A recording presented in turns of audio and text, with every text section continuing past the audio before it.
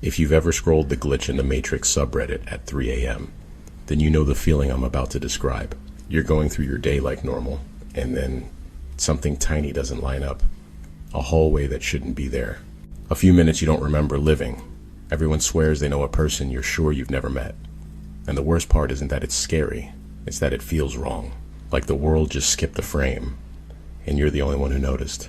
We're not dealing with ghosts or monsters. We're dealing with reality itself. These are 5 stories about glitches that shouldn't be possible. A doppelganger with your keys. A hallway that appears and vanishes. A live stream of something you never did. Lost time with video proof. And a friend everyone remembers, except you. Turn your lights off. Turn your volume up.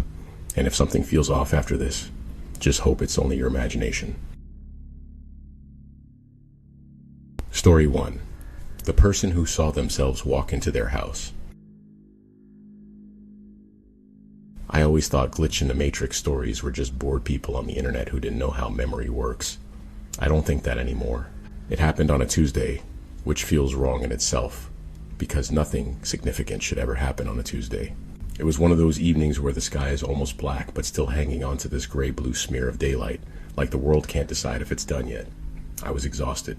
I'd stayed late at the office, which for me means the spare bedroom where my company lets me remote in to stare at spreadsheets until my brain fogs.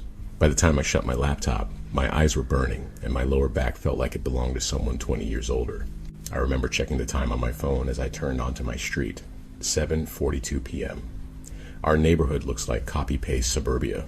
Identical houses, identical porches, the same 2 brands of SUVs in varying colors. But I always recognize ours right away because of the crooked porch light I keep meaning to fix. It tilts just enough to throw the warm glow slightly off-center, spilling more onto the yard than the steps. That night, as I turned the corner, my headlights rolled across my front yard, then froze. There was a car in the driveway. My car. For half a second I thought, did I Uber home? Then I remembered the sensation of my keys in my palm, the way the steering wheel vibrated when I hit that pothole by the intersection, the podcast I'd been half listening to. No, I drove. I was driving. I slowed almost to a stop in the middle of the street, my hands tightening around the wheel. My car, the same car, sat there in my driveway with its taillights still faintly warm and ticking as they cooled. I put my own car, my real car, into park, right there in the road, hazard lights off, engine still running. I felt strangely detached, like I was watching myself from above. The porch light clicked on. My heart lurched, hard enough that my chest hurt, because there I was, walking up the front path. Same denim jacket, same black backpack with the fraying strap, same stupid cowlick at the back of my head that never lies flat, no matter how much product I use. I watched myself reach into my pocket, pull out my keyring, and unlock the front door. I didn't panic right away. My brain did this desperate, scrambling thing where it tried to make sense of it. Maybe it's my brother as a prank.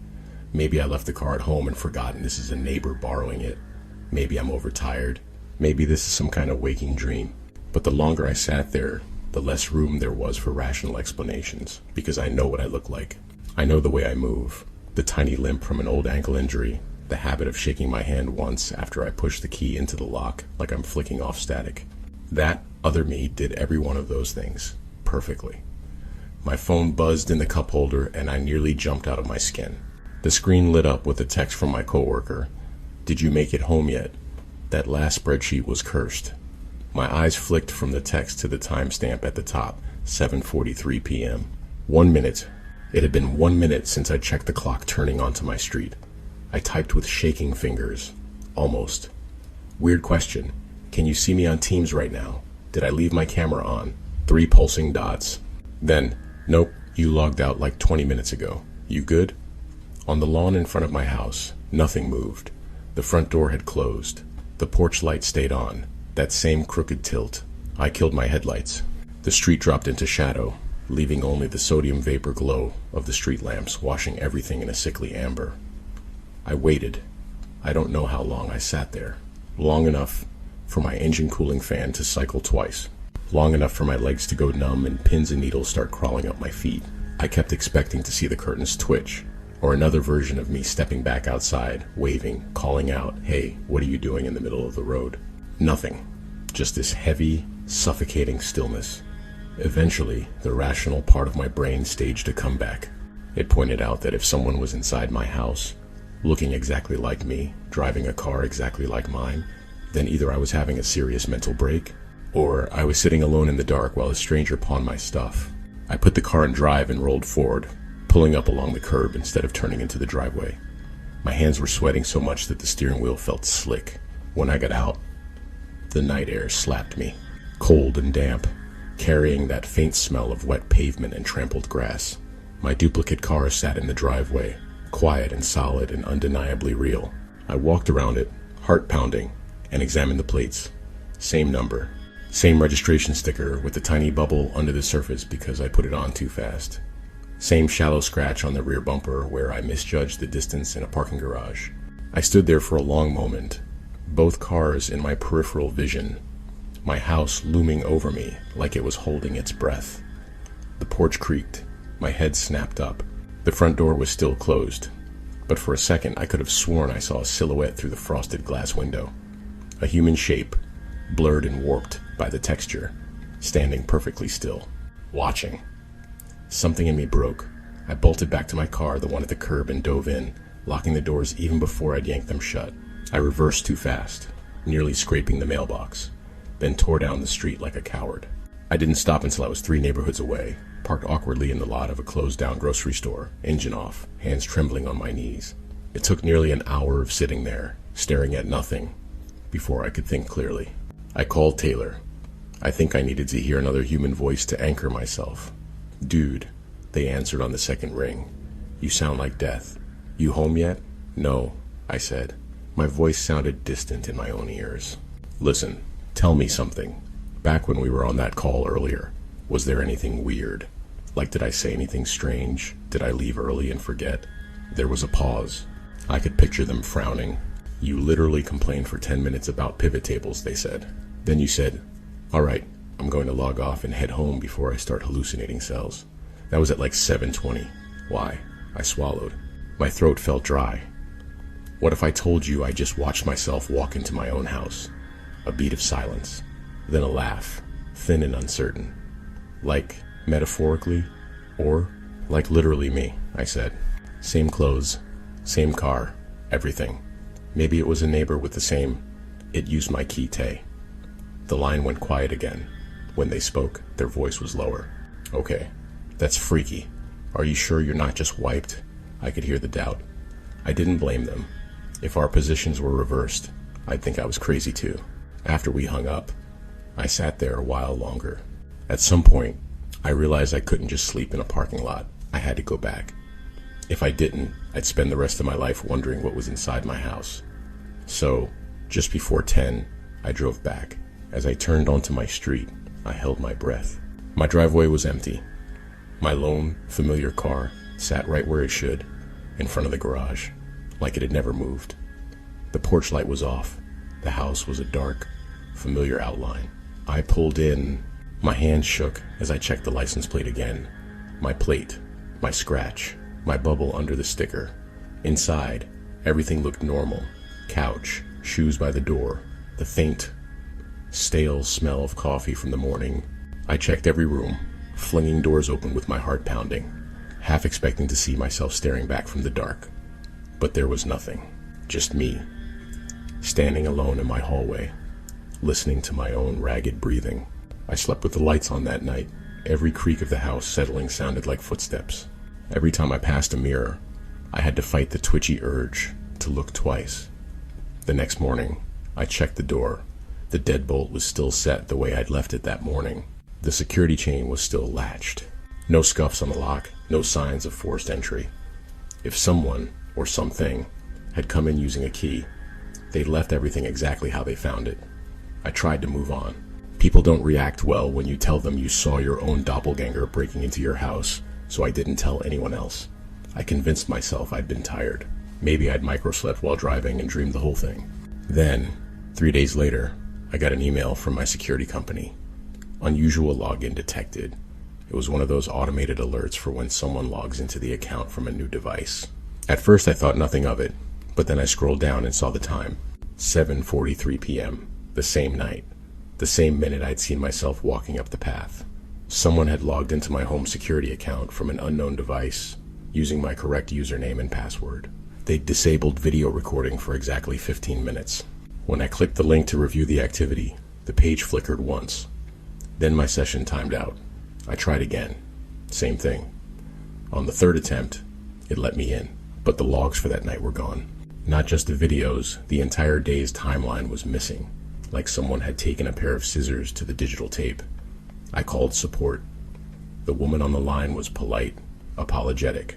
She told me there must have been a storage error on the server that day. "We're so sorry for any inconvenience," she said, like we were talking about a late payment reminder, not missing footage of the night my reality cracked. Now, every evening when I drive home, I get this twisting knot in my gut as I turn the corner onto my street. I grip the wheel a little tighter. My eyes go straight to my driveway. Most days, it's empty except for my car, my real car. I park, I go inside, I lock the door behind me. But sometimes, just for a second, I get this overwhelming sensation that I've already done it. That somewhere, a few minutes ahead or behind me, I've already walked up that path, already unlocked that door. Sometimes, when I stand in my hallway at night, I feel like the air is too crowded, like there's one more person in the room than there should be. I started marking the inside of my front door with a Sharpie. Tiny, nearly invisible dots in the corner of the frame. Every time I come home, I count them. Last week, I came home to find 2 new dots I don't remember making.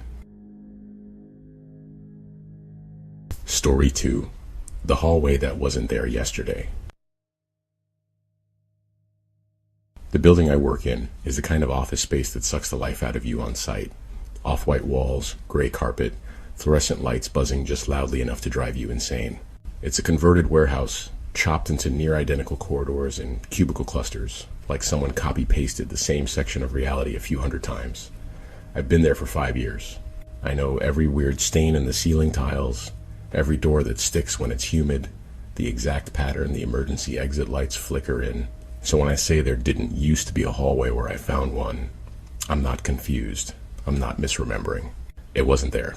It started as a normal day. Too much coffee, not enough sleep. Our team was on the 3rd floor, in a little cluster of desks near the center stairwell. There's a main corridor that runs like a spine down the length of the building, with smaller hallways branching off to meeting rooms, storage closets, and the bathrooms. At the far end of our floor, past the copy room, the main hall dead-ended at a solid wall. On that wall was an ugly framed print of a sailboat, faded almost to sepia from years of fluorescent light abuse. I know this because I used to stare at that stupid sailboat when I needed to clear my head. I'd walk to the end of the hall, stand there for a minute, breathe, then go back to my desk. On Wednesday, the sailboat was gone. In its place was a hallway. I almost walked past it. I was power walking toward the break room with my empty mug, brain already halfway to the caffeine fix, when a sense of wrongness made me stop. There shouldn't have been an opening there. I turned my head. The corridor that wasn't supposed to exist stretched away from me, narrow and dim, lit by a single row of ceiling panels that hummed faintly. It looked new.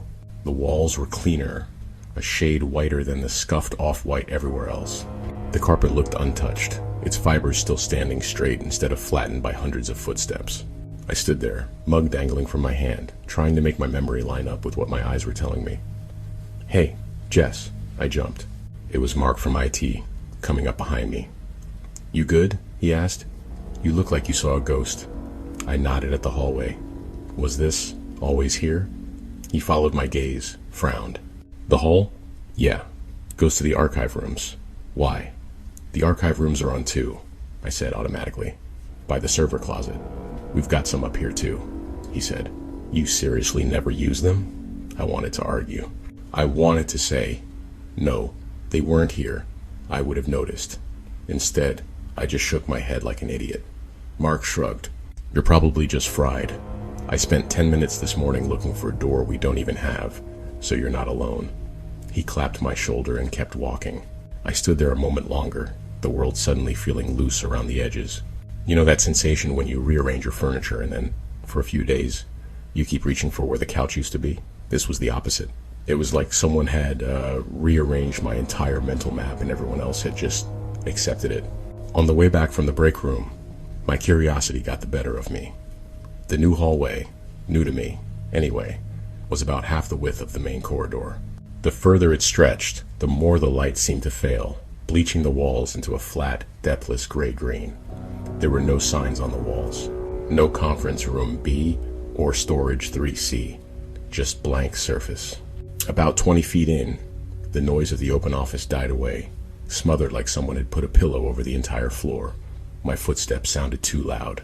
The carpet felt subtly different under my shoes, spongier, like it hadn't settled yet. Far ahead, I could just make out a door on the left-hand side. Plain, no window, no label. Something inside me whispered don't, but I kept walking, because apparently I'm only brave about the things I shouldn't be. The door was cool under my palm when I touched it. Not cold, exactly, but cooler than the air. I twisted the handle and pushed. The room beyond was dark until the motion sensor lights flickered on, one after another in a ripple overhead. It was a file room, like Mark said. Boxy beige shelves lining the walls, metal cabinets in neat rows. No windows. The air smelled faintly of dust and printer toner.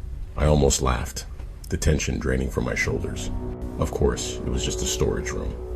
I'd psyched myself out over nothing. I stepped inside, the door whispered shut behind me. For a second I entertained the idea of texting Mark some sarcastic comment. Wow, a whole hallway just to house the world's most boring horror experience. But my phone had no service, no bars, no Wi-Fi. Just a little SOS only in the corner of the screen. Weird, I muttered. Our building's reception is terrible, but I usually got at least one bar. I slid my phone back into my pocket and walked between the cabinets, letting my fingers trail along the cool metal.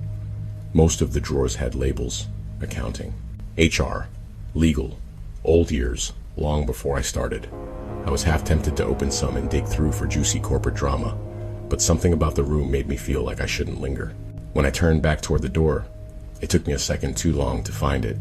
I could see it, still closed, but it felt farther away than it should be, like the room had stretched when I wasn't looking. I shook off the thought, chalked it up to imagination, and walked out. The hallway looked exactly the same, narrow, dim, humming, but when I walked back to the main corridor, my brain did that lurch again. I'd expected to come out near the copy room. Instead, I stepped out across from the bathrooms. I froze, turned, looked back. The new hallway sat there, quiet and unimportant, like it had always been there, like I was the one who was out of place. I didn't say anything to anyone that day. I told myself buildings are weird. Maybe there was some angle of the floor plan I'd never noticed, but once I'd seen the hallway, I couldn't stop seeing it. It was there when I came in the next morning, there when I went to lunch, there when I stayed late, the office emptying out around me until it was just me and the hum of the lights and the relentless ticking of the wall clock. By 7:30, I needed a break. My eyes hurt from the monitor, my shoulders ached. I stood up, stretched, and without really deciding to, I walked toward the far end of the floor. When I got there, the hall was darker. The main corridor was still dimly lit, the emergency lights casting their usual dull glow, but the new hallway was a strip of almost blackness, the overhead panels either off or too weak to make a dent. Every instinct screamed at me to go home. Instead, I pulled my phone out, turned on the flashlight, and stepped in. The beam carved a narrow tunnel of white through the darkness, catching the texture of the walls, the flattened carpet, the tiny floating dust motes that looked almost suspended in place. I walked until the file room door appeared in the circle of light. For a moment, I just stared at it, my heart thudding. The handle was faintly reflective, throwing my own distorted face back at me. I don't know why I opened it. Morbid curiosity, maybe. Or that feeling you get standing at the edge of a cliff, the one that whispers, jump. The lights inside flickered on, slower this time, each one buzzing awake like a reluctant insect. The room was wrong. The cabinets were there, yes, but some stood at odd angles, as though pushed and then forgotten. One had been dragged a few feet, leaving gouges in the carpet. Papers littered the floor like fallen leaves. A drawer stood half open, its label blank. Inside, instead of files, there was a flattened, shriveled thing that might have been a plant, or might have been something else entirely. My phone buzzed in my hand and I nearly screamed. I looked down. No caller ID, just a blocked number. The rational part of my brain tried to assert itself again. Telemarketer. Scam call. But my thumb hovered over the screen, trembling. I answered. At first there was only static. Then, so faint I thought I was imagining it, I heard my own voice. Hello? It was definitely me. My cadence, my slight upward inflection on the second syllable. I stood there, in that too bright, too still room, and listened to myself breathe through the speaker. Then, overlapping my own voice, came another sound. Footsteps on carpet, a door opening with a soft click. My skin went cold. The sound wasn't coming from the phone, it was behind me. I spun around. The file room door was closed. I hadn't closed it. For a moment, I stood there frozen, caught between the phone in my hand and the door that shouldn't have been shut. My own voice kept echoing faintly from the speaker. Hello? Hello? Is someone there? I hung up. The silence that followed pressed against my ears. Then, slowly, the overhead lights began to dim, like someone was dragging a slider down. Panic finally overpowered curiosity. I bolted for the door, hand outstretched. The handle was slick with sweat. My sweat. I realized a second later, and for a horrible, endless moment, it didn't turn. When it finally gave way, I flew into the hallway. Except it wasn't the hallway. I stepped into my office. Same gray carpet, same cluster of desks, same blinking router light on the far wall. Except the room was empty and wrong in a way I couldn't name. The light outside the window was the flat, colorless gray of just before dawn, not the deep evening I'd left behind. My monitor was on, my chair pushed back as if I just stood up. On the screen, an email draft blinked cursor waiting at the end of a sentence. Hey Mark, random question about the archive hallway on 3. I hadn't written that email. Not yet. Behind me, I heard the soft sound of a door closing. I whipped around, but there was only the regular entrance to our section, sitting wide open. No hallway, no extra door. Just the same ugly sailboat print at the end of the corridor, framed and faded, and absolutely, undeniably there. My phone buzzed in my hand. This time, it was a text from Mark. You still at the office? I swear I just heard you call my name down by the archives. I didn't answer. I shut down my computer, grabbed my bag, and left without even turning off the desk lamp. The next day, I tried to show him. We walked to the far end of the floor, my heart pounding, palms clammy. There was no hallway, just the wall, just the sailboat. You okay? He asked. I looked at the print, at the empty space where, for a few days, reality had decided to have an extra limb. Yeah, I lied. Guess I am fried. Now, sometimes when I stay late, I hear footsteps along the main corridor. Not the heavy, echoing tread of the cleaning crew, but soft, measured steps, like someone walking down a narrower hallway than the one that exists. Once, when I was alone, I heard my own voice again, faint and distorted, drifting down from that direction. I don't go to the end of the hall anymore. I avoid the sailboat, because I know if I stared long enough, the wall might decide to remember the hallway, and I'm not sure I'd come back the same way twice. Story 3. A live stream that shows something that didn't happen. I've been streaming for 3 years. I'm not huge or anything, but I've built a nice little corner of the internet. Late night horror games, cursed Reddit readings, weird real-life mysteries. My viewers are pretty much the reason I'm able to keep the lights on. I don't take that for granted. They make what I'm doing worth it. I run everything out of my cramped one-bedroom apartment. Desk jammed against the wall. Dual monitors, softbox lights, a sound-dampening blanket thumbtacked above my window because the neighbor's car alarm has a personal vendetta against me. I keep a pretty strict routine. Go live at 10 p.m. End around 1 a.m. Raid someone smaller, log the VOD, collapse into bed. My life is predictable in that way, or it was. The night everything went wrong, I was doing a backrooms and liminal horror stream. Fit the vibe. Low lighting, greenish filter over the webcam, ambient hum loop barely audible under the game audio. Chat was busier than usual, weekend, caffeine, and the algorithm finally throwing me a bone. About an hour in, I remember pausing the game to talk about glitches in reality stories. Someone in chat asked if I'd ever experienced anything paranormal. I gave my usual answer. The scariest thing in my apartment is my bank account. I joked. They spammed laughing skull emotes. We moved on. There was nothing special about that night while it was happening. No cold spots, no weird feelings, no audio issues beyond the usual. Your mic just peaked. Riven. Chill. I ended the stream at 1:10 a.m. according to the little timer in the corner. I did my outro. Drink water, touch grass, don't trust mannequins. Hit end stream, watched the chat trickle out, then sat in the dim glow of my monitors for a minute while my brain decompressed. Standard. The first hint that something was wrong came the next afternoon. I woke up around 11, scrolled through my phone, and saw that my VOD had already processed. It had a lot more views than usual for the early hours. I grinned, thinking something must have hit the recommendations. Then I noticed the thumbnail frame YouTube had auto-picked. It was my face, staring directly into the camera. Not unusual in itself, except I don't remember looking at the camera like that. Dead on. Expression blank. Eyes a little too wide, like I was staring at something behind the viewer. I shrugged it off as my brain being foggy and decided to watch the first few minutes to check audio levels. I do that sometimes, quality control, plus it's weirdly comforting to watch chat scroll by after the fact. The VOD opened normally. Intro screen, starting soon. Hard cut to my webcam overlay. My face in the corner, backlit by the sickly green hue from my key light. I watched myself make small talk, crack jokes, fumble the first jump scare. Everything matched my memory exactly. Until the timestamp hit 0 hours, 47 minutes, and 32 seconds. I remember that part of the stream. In real time, I paused the game to take a sip of water and read a donation about someone's sleep paralysis demon. I'd leaned back, laughed, said something about tell him rent's due if he's going to live in your room. In the VOD, I leaned back, lifted my water bottle, and then froze. Like someone hit pause on just me. The game footage in the background kept moving. The ambient noises continued. Chat scrolled. But my webcam feed, my face stopped. I sat there, mid-sip, bottle hovering near my lips, eyes unfocused. 10 seconds, 15, 30.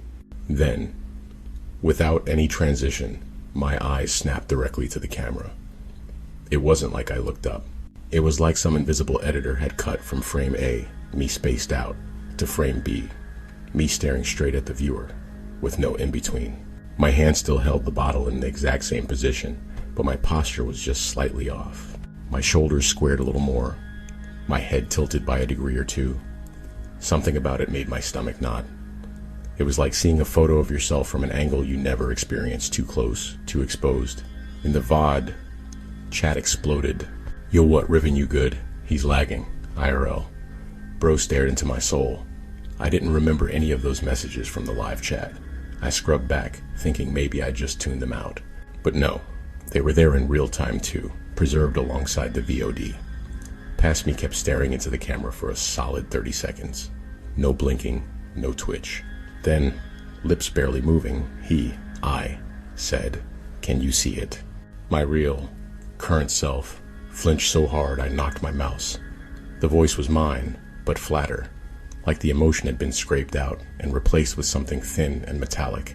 The audio levels didn't spike. The meters stayed in the green, like I was whispering directly into the mic from an inch away. On-screen chat went insane. What the fuck, dude? See what? I don't like this. Yo, this some ARG shit? My VOD self tilted his head a fraction further. It doesn't know which one of us is real yet, he said. I paused the video, heart pounding in my throat. I had zero memory of this. None. I would have remembered saying something that cryptic and unsettling, because that's content. I would have leaned into it. I would have clipped it for TikTok. Instead, I remembered telling a joke about rent. My hand shook as I scrubbed forward to see what happened next. The VOD resumed. The green glow on my cheekbones, the dark blur of the room behind me, my eyes still locked to the viewer. Then, suddenly, everything was normal again. I blinked. I lifted the water bottle, took a sip, chuckled, and said, man, if my sleep paralysis demon wants to watch me edit videos at 3 a.m., he's welcome to it. Chat calmed down. A few stragglers spammed, "What was that?" and bro glitched, but the conversation slid back into emotes and game commentary. I watched that segment 3 times, back to back, looking for cuts, artifacts, dropped frames, anything to suggest a bug in the recording or a sync issue. Nothing. The transition into the weird moment was seamless. The transition out was seamless. The audio waveform confirmed it. Those words were present in the source. It doesn't know which one of us is real yet. I pulled up my streaming software logs. OBS hadn't flagged any disconnects or dropped connections. The CPU load report looked normal, no spikes. The chat replay from the platform matched what I saw on the VOD. In every recorded, measurable way, it happened. In my memory, it didn't. By the time I dragged myself away from the computer, the sun was setting, turning the edges of my blackout curtains orange. My chair creaked as I leaned back, staring at the ceiling. I told myself I was overreacting. Streamers zone out all the time, micro blackouts, muscle memory responses, but none of that explained saying something I never remembered thinking. I didn't mention it on that night's stream. I attempted to act normal. We played a different horror game. I exaggerated my reactions, kept the chat laughing. If anything, I was more animated than usual, overcompensating. Midway through, someone dropped a message. Yo, yesterday's VOD was trippy as hell. Others chimed in. When you stared at the camera, bro was possessed low-key. Riven explained. I laughed it off. Said something like, my brain lagged, man. Too much caffeine. Chat bought it, or pretended to. After stream, I checked my DMs. There were at least a dozen links to clips from that moment. Different viewers, different angles, some with slow-mo, some with captions. I clicked one. This viewer had zoomed in on my face during the staring segment. The grain of the webcam feed made my skin look slightly waxy.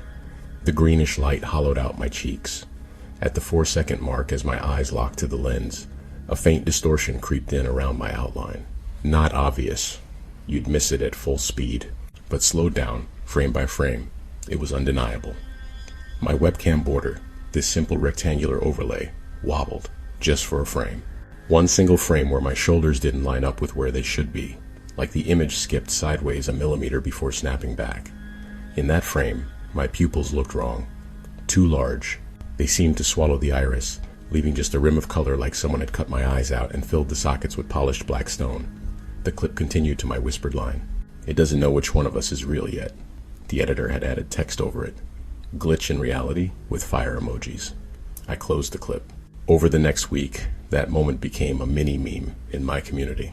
People spammed, which one of us is real, whenever my webcam desynced. They made glitch edits. Someone remixed it into a cursed TikTok sound. The algorithm did, in fact, love it. The VOD got recommended outside my usual bubble. I picked up new followers who joined chat specifically to ask if weird things happen around me often. I tried to ride the wave. Horror streamers would kill for organic virality like that. But the more people watched that moment, the more wrong my apartment felt. Sometimes, walking past my desk, I'd catch a glimpse of myself in the dark monitor and do a double take. The reflection seemed a half second slow, like it was waiting for me to move first.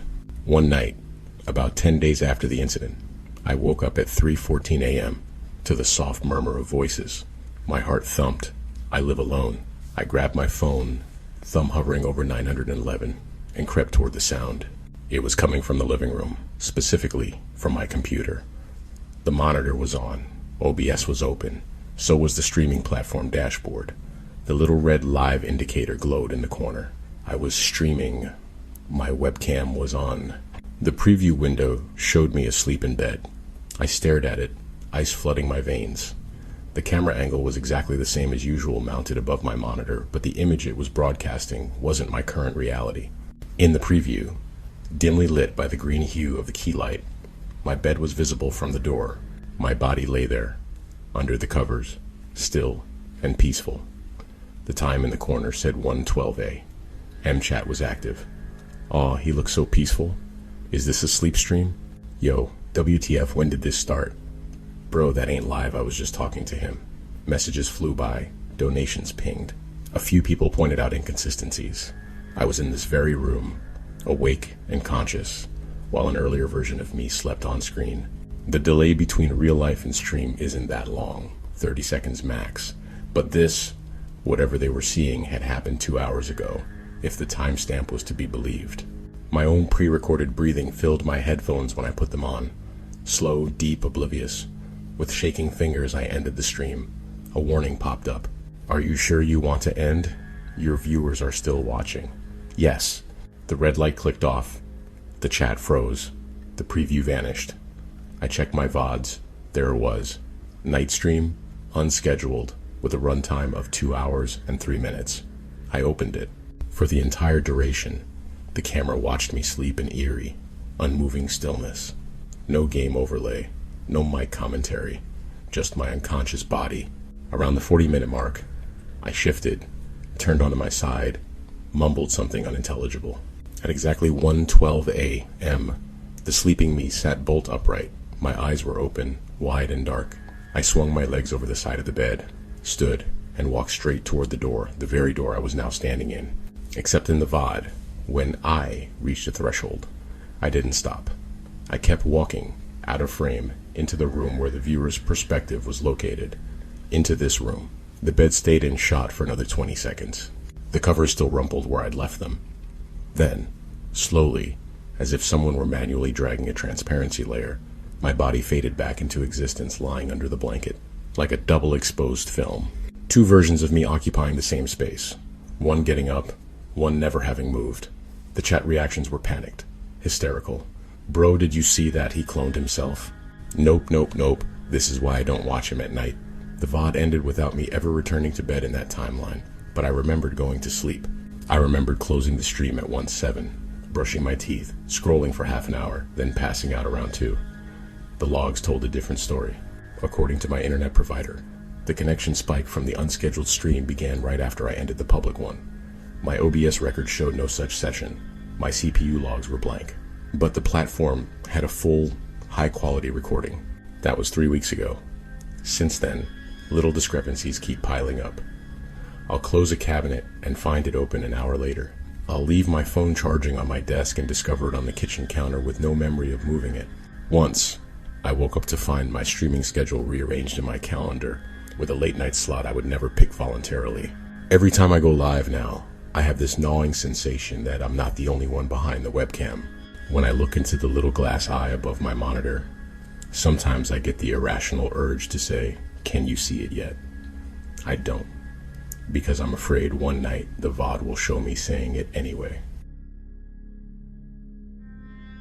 Story 4. Losing time, then finding video proof of those missing minutes.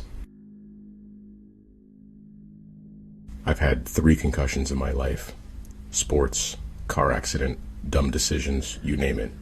I know what it feels like to lose time. The nausea, the headache, the fog that hangs over everything afterward. I'm familiar. This wasn't that. It started at the grocery store. I was in the frozen foods aisle, comparing 2 brands of ravioli like they held the secrets of the universe. It was a normal Wednesday. Fluorescent hum, squeaky cart wheels, that distinct smell of old produce, and industrial cleaner.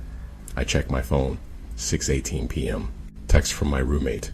Grab milk, the good kind, not the watery one you like. I snapped a picture of the brand in my hand, sent it with a middle finger emoji, and tossed it into the cart. I remember pushing past an old woman squinting at a sales sticker, turning into the next aisle, and then I was standing in my kitchen, staring at my own hands. Both of them were wet. Water dripped from my fingers into the sink. The faucet was running full blast. My heart slammed so hard I had to grab the counter. I looked around wildly.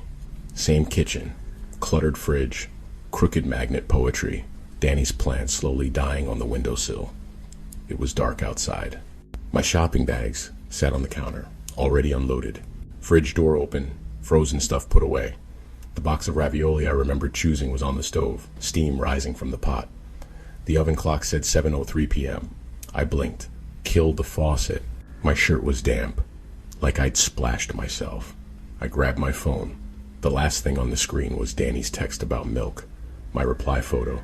The timestamp said 6:19. No missed calls. No additional messages. No where are you? Or did you die in a parking lot? Because as far as anyone else was concerned, nothing weird had happened. 40 minutes. Gone. Not blurry, not fuzzy, just edited out. I checked myself in the microwave door's reflection. No bruises, no bump on the head, no ringing in my ears. I didn't feel dizzy or nauseous. My brain felt sharp, if anything, hyper-aware. Okay, I said out loud, because the silence was freaking me out. Okay, maybe you zoned out. Maybe you were just on autopilot. People do that. You drive home and don't remember the trip. You shower and realize you've been in there for 20 minutes. Except I'd never lost 40 whole minutes before. And never with a hard cut in my awareness like flipping a switch. Danny came home a little later. I told them I felt weird, but I didn't mention the missing time. Their answer to any unusual brain thing is, go to a doctor before I drag you there. And I wanted to see if it happened again before I went that far. Spoiler, it did. Over the next 10 days, I lost time 3 more times. Once, while brushing my teeth, I looked up mid-brush to find the sun had shifted significantly outside the bathroom window. Once, while scrolling my phone in bed, what felt like 5 minutes turned out to be 47. Every time, I'd check the clocks, the timestamps, my call logs. Nothing ever showed the gap. It was like reality itself was continuing steadily while my conscious mind blinked off and on. On the 10th day, I set up cameras. It wasn't hard. We already had a cheap home security system with a couple of indoor cams. I added one more, just a basic Wi-Fi camera positioned in the corner of the kitchen, one in the living room, and one pointing at my desk. I told Danny I was trying to see which one the cat kept knocking over. They rolled their eyes but didn't question it. I synced everything to the app, tested it, watched my own grainy figure walk from room to room. It felt silly and overdramatic. But there's only so many blackouts you can excuse before you start needing proof. The proof came 2 nights later. I was home alone. Danny was at their night class. I'd made pasta. Again, watched half an episode of some forgettable show, then plopped down at my desk to answer emails.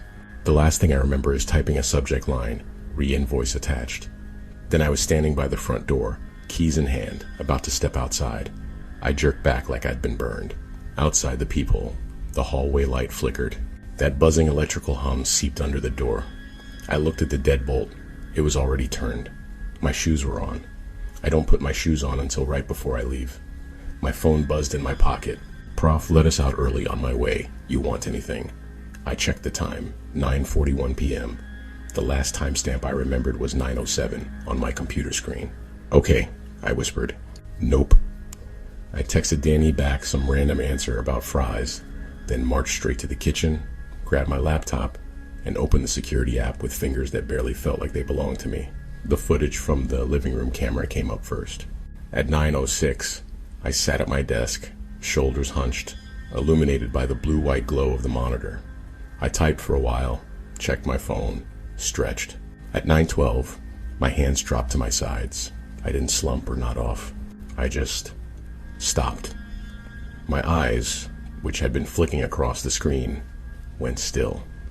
My face smoothed out. Even from the camera's angle, I could see the moment my expression emptied. I watched myself sit that way for 30 seconds. A minute. 2. Then, slowly, my head turned, not toward the kitchen, not toward the door, but toward the camera. I leaned back in my chair, spine straightening, and stared directly into the lens. It was the same feeling I'd had watching that streamer's glitch clip online a few weeks earlier. Wrong eyes and a familiar face, like something wearing me as a costume. My mouth moved. The living room camera didn't record audio, but the one near my desk did. I pulled that feed up and synced the timestamps. When I played them side by side, I heard my own voice. Found it, I said.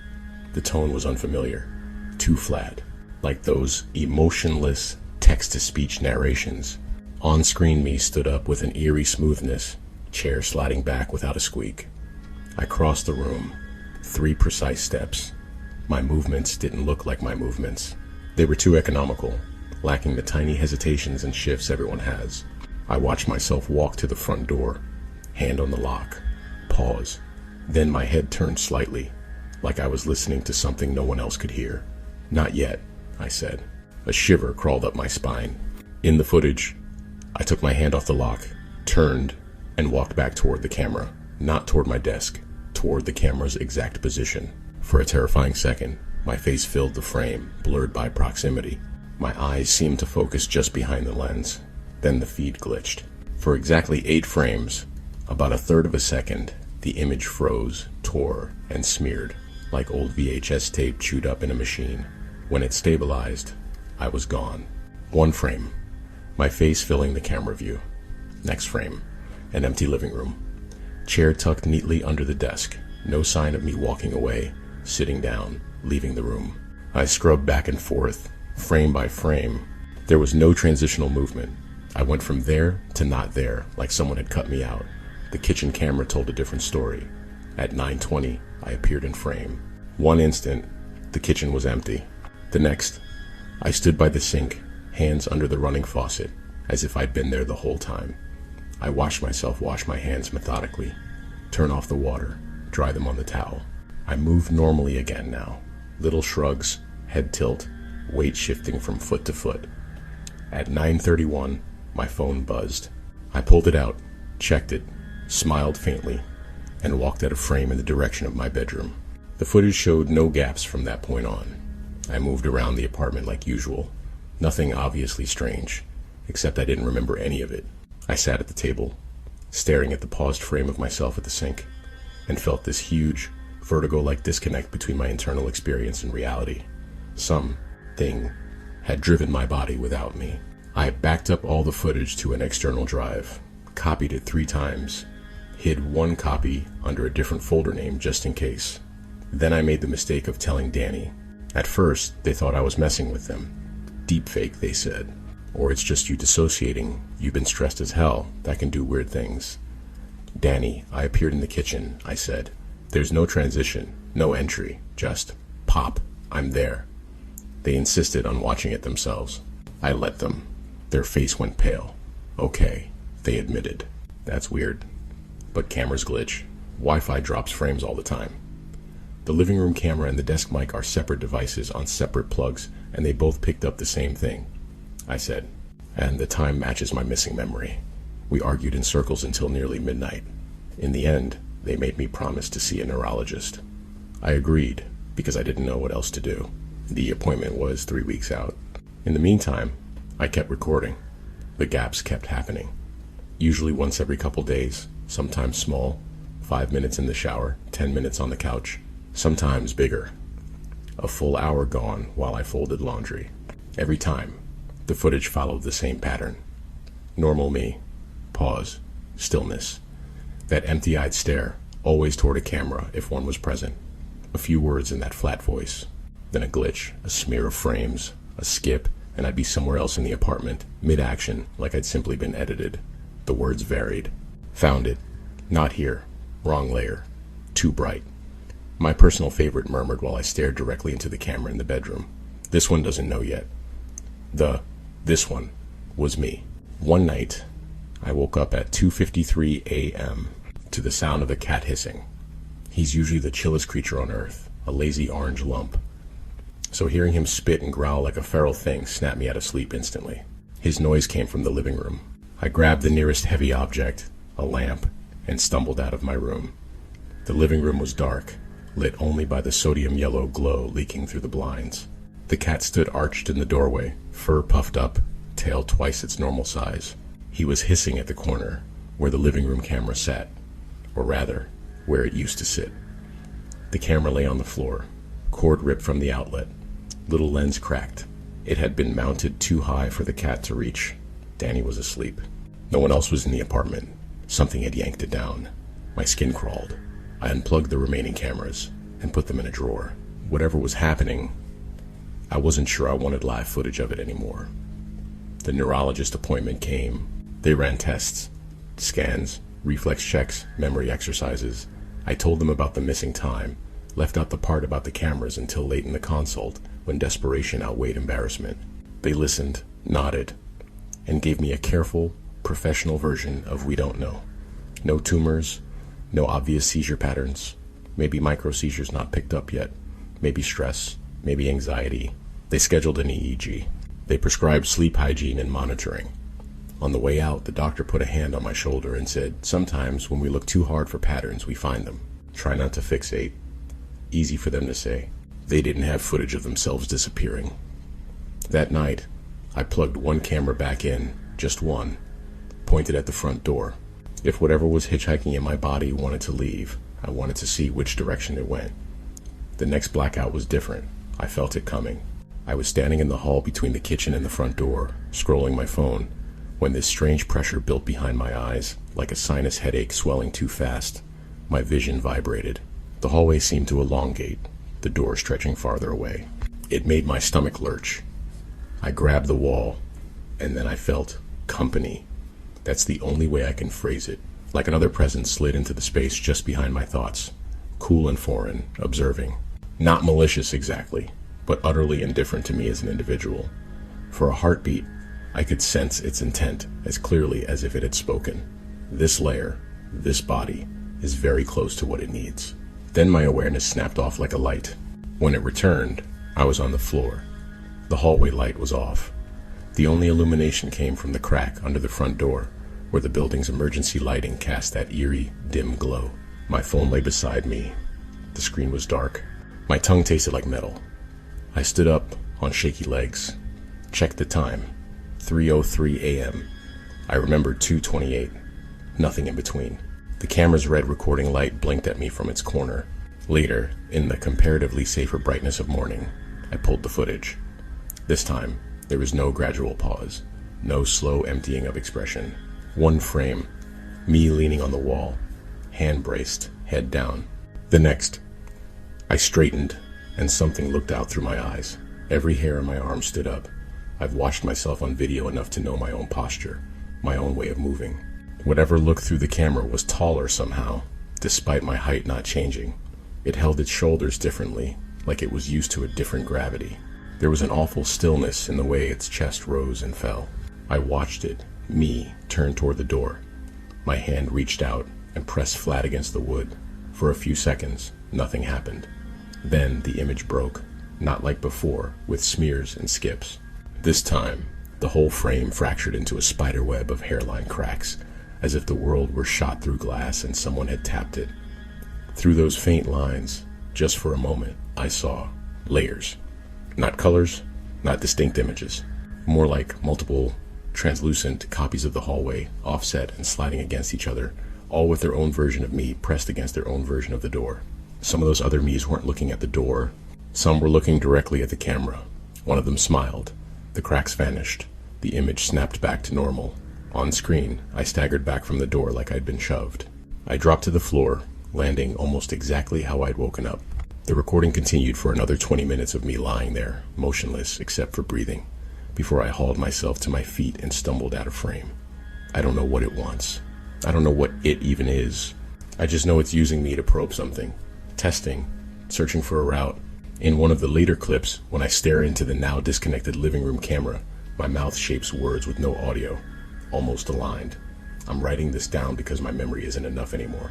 The videos might not be enough either. Files can corrupt, drives can fail, but maybe if something slips completely, and I lose more than just 40 minutes, someone will find this.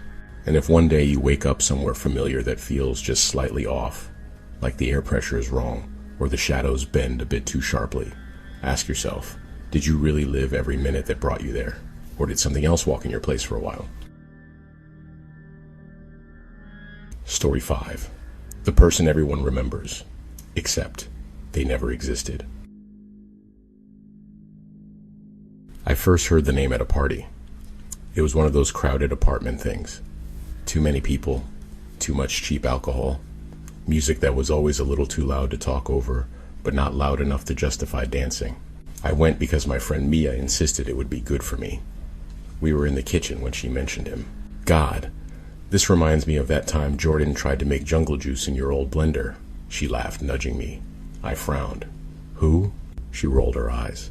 Jordan. Tall. Always wore that green hoodie? Spent half sophomore year on your couch? I shook my head. You mean Alex? No. Alex was the dude with the man bun, she said. Jordan. You guys were like inseparable. He was obsessed with that crappy ramen place. Something about the certainty in her voice made my stomach twist. I have no idea who you're talking about, I said. Her smile faltered. Are you messing with me? I honestly don't remember anyone named Jordan, I said. Are you sure you don't mean Alex? She stared at me for a beat, then laughed, but it came out forced. Okay, whatever, you're drunk. I'm getting another drink. She left it alone, but the name stuck in my head for the rest of the night like a splinter. On the way home, I scrolled through old photos on my phone. College folder, parties, study sessions, blurry drunk selfies. I scanned each group shot, each crowd scene, looking for a tall guy in a green hoodie. No one matched that description. I don't even remember anyone at all who didn't line up with a name I knew. I told myself Mia had just misremembered. Maybe she was combining two people in her head. The next time the name came up, it was my mom who said it. I'd gone home for a weekend visit. We were in the living room, sorting through a box of old stuff she wanted me to take so it doesn't rot in my attic anymore. Yearbooks, trinkets, random junk that somehow accumulated with my name attached to it. She pulled out a Polaroid and smiled. "Oh, this one's cute. You and Jordan at the lake." My heart skipped. She handed me the photo. It was me, maybe 19, standing on the dock at Crescent Lake. I remembered the trip Mia, Alex, and I had gone there a few times during college breaks. The water behind us was that slate blue color it gets late afternoon. The dock's wood planks were faded and splintery. I stood on the left, grinning, hair wind-tousled. On the right side of the frame was empty air. No one. Just the railing, the water, and the faint outline of a boat in the distance. "Who's Jordan?" I asked, throat dry. Mom chuckled. "Your shadow," she said, like it was obvious. "Always around, always in the background." I was half convinced he lived in our guest room those summers. I held up the photo, angling it to catch the light. "There's no one here with me." She squinted over my shoulder. Her smile faltered. "Oh," she said after a moment. "That's weird." She rifled through the box again, pulled out another photo, this one a glossy 4x6 print from some generic drugstore. "Here, this one. Halloween, remember?" She pointed at a space between me and Mia, where her finger rested in midair. "Right there. See? Jordan as the scarecrow." There was no scarecrow. In the picture, I wore a half-assed vampire costume. Mia was a witch in a cheap hat. Between us was a noticeable gap, as if we'd posed around a third person who never showed up. "No one's there," I said quietly. Mom frowned, took the photo back, peered at it. For a long second, her eyes did something unsettling, like they were focusing on something farther away than the paper in her hand. Then she blinked and laughed nervously. "Huh," she said. "That's odd. I could have sworn." She trailed off, shook her head. "Memory's going, I guess." We moved on to other things, but my insides were buzzing. Two people in two different contexts had referenced the same non-existent person with the same level of casual familiarity. I decided to ask Mia directly. Later that night, I texted her. "Who exactly is Jordan supposed to be?" She responded almost instantly. "Umau, stop. You seriously don't remember him?" "No. Describe him." After a minute, she sent. Tall, like 6'2", black hair, always messy. Green zip-up hoodie, Converse, journalism major. Met him at that protest outside the admin building and introduced you to. Dude was glued to your side for like 3 hours. Dated that girl Casey with the septum ring for a minute. None of it sparked anything. It wasn't like a faint bell or a face I almost recognized. It was like hearing an entirely fabricated character description. "You're scaring me," I wrote back. "I genuinely have no recollection of this person." 3 dots. Then nothing for a while. Finally, "Okay, not funny anymore," she called. "Tell me you remember at least something," she said without preamble. "The time he broke your coffee maker? The road trip where his tire blew out? The night we all got locked on the roof because he thought the door wouldn't close?" "My coffee maker broke because Alex tried to fix it," I said slowly. "We never got locked on the roof. And the tire blowout was you hitting a curb too hard." Her breathing on the other end went shallow. I heard her mutter, "No, no, no." "Mia, you have pictures with him," she said. "I've seen them." "Apparently I don't," I said. "He doesn't show up in anything." She hung up. For the next week, things got stranger. Little comments from friends. "Remember when Jordan puked in your backpack? We should invite him to the game night." "Is Jordan back in town yet or still abroad?" Every time I pushed back, "Who are you talking about?" they reacted like I'd told them I didn't know my own middle name. Shock, annoyance, worry. Then their certainty would wobble. Their brow would furrow. They'd say, "Wait, that's weird. I can't find any photos with him." Or, "I know I had his number." Or, "Maybe I'm mixing people up." But the feeling lingered. The strong, emotional conviction that there had been someone there. A presence. A friend. A person whose absence hurt in a way that didn't match my reality. I started to wonder if I was the one out of sync. Maybe I'd had a stroke. Maybe I'd repressed a whole relationship. I made an appointment with a therapist.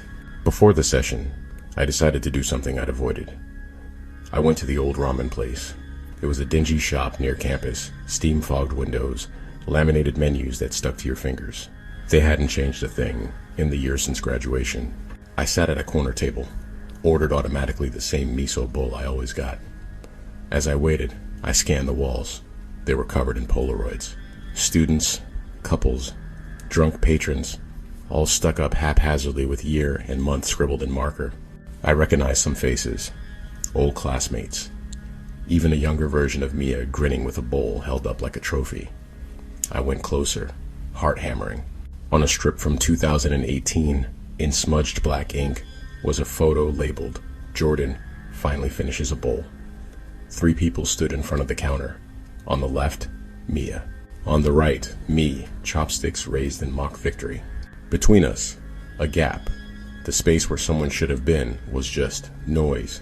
Not empty, exactly, but filled with a smeared, static-like blur that bled into the edges of our shoulders. I leaned in, squinting.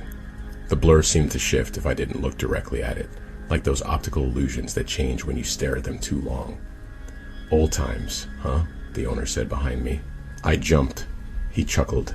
"Always like that one. Your friend, he used to complain our portions were too big." He tapped the plastic beneath the photo where the ink had bled. "What was his name again? Jordan, right?" My mouth went dry. "Do you remember what he looked like?" He frowned thoughtfully. "Tall," he said slowly. "Always that green jacket." Loud laugh. Hair in his eyes all the time. His gaze went slightly unfocused, drifting just past my shoulder. "He used to come in here even without you two. Do you have any other photos with him in it?" I asked. He shrugged. "Maybe. Somewhere." He shuffled off to the back, leaving me alone with the smeared Polaroid. I pulled out my phone and snapped a picture. On my screen, the blur was gone. The photo showed only me and Mia, the empty space between us untroubled. The label still read "Jordan finally finishes a bowl," but there was no sign anyone else had ever been there. My stomach twisted. When the owner came back with a stack of loose photos, he looked confused. "Huh," he said, flipping through them. "Thought there were more." Every image he pulled out had that same peculiar gap, a glass raised by an unseen hand, an arm draped over no one's shoulders, people angled in ways that suggested someone standing between them. But whoever that someone was had been erased cleanly, leaving only the echo of their presence in the composition. I left without finishing my food. Therapy didn't help the way I hoped. I explained everything. The references, the Polaroids, the missing figure. The therapist asked about drug use. No. Family history of psychosis. None. Stress plenty, but nothing new. They suggested suggestibility, social contagion, false memory. Maybe my friends had collectively constructed an imaginary friend-type figure. Maybe I'd latched onto it out of anxiety. I showed them the ramen shop picture on my phone, the printed version with the blur. They examined both, eyes narrowing. "Photographic artifacts," they said. "Could be light leaks, damage, poor development." "What about the label?" I pressed. "Why would it say his name if he's not there?" They smiled gently. "Humans are pattern-finding machines," they said. "Sometimes we find patterns that aren't really there." I wanted to scream. The real breaking point came a month later. I was in my apartment, organizing old files on my laptop, deleting junk. Deep in a folder within a folder, I found a zip labeled J stuff with a date from 3 years ago. My heartbeat spiked. I don't remember creating that folder. I certainly don't remember zipping it and labeling it with an initial that matched the name haunting me. Hands sweating, I extracted the contents. Most of the files were corrupted. Their icons were plain white pages with weird names, strings of numbers, symbols that didn't correspond to any language I recognized. But 3 images opened. The first was a selfie of me and Mia at some festival. Patterned lights overhead, crowd behind us. We were crammed together, smiling too wide. Originally, this photo had been just the 2 of us. I knew because I posted it on Instagram years ago. In this version, there was a third person squeezed between us. My brain rebelled when I tried to focus on him. He was tall. That much I could tell from the way his shoulders stretched above ours. Dark hair, messy, a flash of green at the edge of the frame where a hoodie might be. But his face, every time my eyes tried to settle on his features, the image fuzzed. Not visibly on the screen, a part of my vision blurred, like my brain refused to process whatever data was there. I felt slightly nauseous, like motion sickness without movement. I tried to look indirectly, using peripheral vision. That was worse. From the corner of my eye, his smile was too wide, his eyes too bright. The proportions were just slightly off in ways my conscious mind couldn't decode, but my instincts recoiled from. The second image was a candid shot of my old living room. 3 beer bottles on the coffee table, controller cables everywhere. I sat cross-legged on the floor, mid-laugh, head thrown back. On the couch behind me, someone lounged with their feet up. Again, the same visual block. The outline of a body. The suggestion of a face. No details that would stick. I zoomed in until the pixels exploded into blocks. The person's head became a mosaic of color with no discernible pattern. My temples throbbed. The third file was different. It was a photo of my bedroom now. Not my college room, not my parents' house, my current bedroom, down to the exact posters on the wall and the scuff on the wardrobe. The angle was from the doorway, looking in. I was asleep in bed, curled on my side. Standing next to the bed was a figure. It was tall, wearing a green hoodie, head tilted down toward my sleeping form. Its face was turned away from the camera, mercifully. But every alarm in my body shrieked that this was wrong, wrong, wrong. I checked the file's metadata with shaking hands. Creation date, 6 days ago. Time, 3:17 a.m. I had not taken that photo. I live alone. The room spun. I stumbled back from the desk, knocking my chair over. My mind scrambled for explanations, hacked computer, elaborate prank, sleepwalking setup, but none of them accounted for how my friends' memories, my mom's comments, the ramen shop label, and this folder all looped back to the same impossible person. My phone buzzed on the desk. Unknown number. I almost let it go to voicemail, but some stubborn, terrified part of me needed to know. "Hello?" I said. Static, soft and hissing. Then, faintly, like a voice coming from far away down a long hallway, I heard, "You found my stuff." The voice was familiar in a way that made my skin crawl. Not because I recognized it from someone I knew, but because it slotted into a gap I hadn't known was there. Emotion flooded me. Late-night conversations on my old couch, the sound of laughter echoing off dorm walls, a figure in a green hoodie walking one step ahead of me on a rain-slick sidewalk. Memories crashed into me all at once, like someone had opened a floodgate. I remembered Jordan. I remembered meeting him at the protest, him lending me a lighter, him crashing on my couch for just a week that turned into months. I remembered fighting with him in the parking lot at 3 a.m., crying on his shoulder when my first serious relationship imploded, lending him money I never saw again, forgiving him anyway. I remembered his laugh, his terrible taste in music, the way he always smelled faintly of cigarette smoke and dryer sheets. I remembered his funeral, except there hadn't been a funeral, because he hadn't died. He hadn't moved away. He had never existed in any verifiable record. My brain tried to hold both truths at once and screamed. "Where are you?" I whispered into the phone. A soft chuckle. "Close," he said. "Everyone else kept the peace. You threw all of yours out. That's why it took longer to get back to you." "What are you talking about?" I asked, voice breaking. "You made it easy, though," he continued, ignoring the question. "So many photos. So many shared files. You left little doors everywhere." I glanced at the laptop. The folder J stuff sat open, cursor blinking, as if waiting for input. "What are you?" I asked. The line crackled. For a moment, I thought the call had dropped. Then softly, "I'm the gap," he said. "The space you walk around without seeing. The person at the edge of the group shot who doesn't tag right. The friend you forget until the room gets too quiet." The words made no sense and too much sense at the same time. "That's not an answer," I said shakily. "You pulled me in," he said. "All of you. Every time you almost remembered me, every time you mentioned me, every photo where I should have been but wasn't, you anchored me a little more. I thought of Mia's insistence, my mom's half-formed memories, the ramen shop owner's fading recollection. What do you want?" I whispered. "I want what everyone in your life gets," he said. "A place, a story, a history that doesn't smear when you look at it. I want to stay." "I didn't choose this," I said. "I don't remember choosing you." "You did," he said. "You just don't remember why." The phone line crackled harder, like the call was under strain. "Don't worry," he added softly. "You won't feel a thing when it happens. You'll just slide over. They'll remember you're gone for a while, then they'll start misremembering, mixing you up with someone else. It's kinder that way." Cold panic washed over me. "When what happens?" There was a pause. "You're not the first," he said. "I tried to tell you that once, on the roof. You laughed and said I was being dramatic." I squeezed my eyes shut, trying to summon the memory. Wind on my face, the scratch of concrete through denim. A voice saying, You know how easy it would be to forget someone if they just stopped standing where you expect them to be? Please, I said, don't. I'm not doing it, he replied calmly. You are. You all are. You're making room. The line went dead. I don't know how long I stood there, phone pressed to my ear even after the call ended. Eventually, I moved.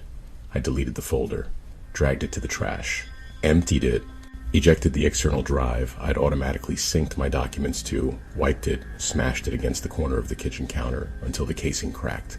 I went to the ramen shop and tore down the Polaroid when the owner wasn't looking. Burned it in my sink. I texted Mia and told her I never wanted to hear the name again.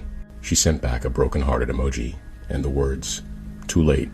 You can't just erase people because it hurts." Maybe she's right. Maybe I can't. Because sometimes, now, I catch myself doing things that don't feel like mine. Making coffee in a mug I don't remember buying. Reaching for a jacket I've never owned. Laughing at a joke like I already know the punchline. I'll be mid-conversation with a friend and they'll say, "Remember when you puked in my backpack?" And for a split second, my brain supplies a memory that doesn't belong to me. Kneeling beside a trash can, someone clapping my back, the world spinning. Their eyes slide past me sometimes, focusing just to my left. Like they expect someone taller to be standing there. Mia still slips up and says his name. "Jordan, I mean you," she'll say, flushing. "Sorry, I get you two mixed up lately." Lately. As if there was ever a time when we were clearly separate. I check old photos online now and then. Most are exactly as I remember them, but in some, if the light is bad or the resolution is low, there's a shadow at the edge of the frame, a hint of a green sleeve. A blur that wasn't there the last time I looked. I think I managed to push him back. For now. But sometimes, when I wake up in the middle of the night and stare at the ceiling, I feel a pressure at the edges of my thoughts. Like someone standing just outside a doorway, waiting patiently for me to get tired of holding it shut. Everyone else already made room for him in their memories. I'm the last holdout, and I'm starting to forget the sound of my own laugh in certain stories. When I ask my mom about that lake trip now, she smiles fondly and says, "You kids, you and Mia, and, what was his name? The tall one. Green hoodie. Always in the background." She looks at me, eyes soft, and says, "You know, it's funny. Sometimes I feel like there used to be one more of you. Isn't that silly?" I don't correct her anymore, because one of these days, she's going to look at an old photo of me and Mia and someone else between us, and she won't be able to focus on my face. And when that happens, I'm not sure which one of us will stop existing first.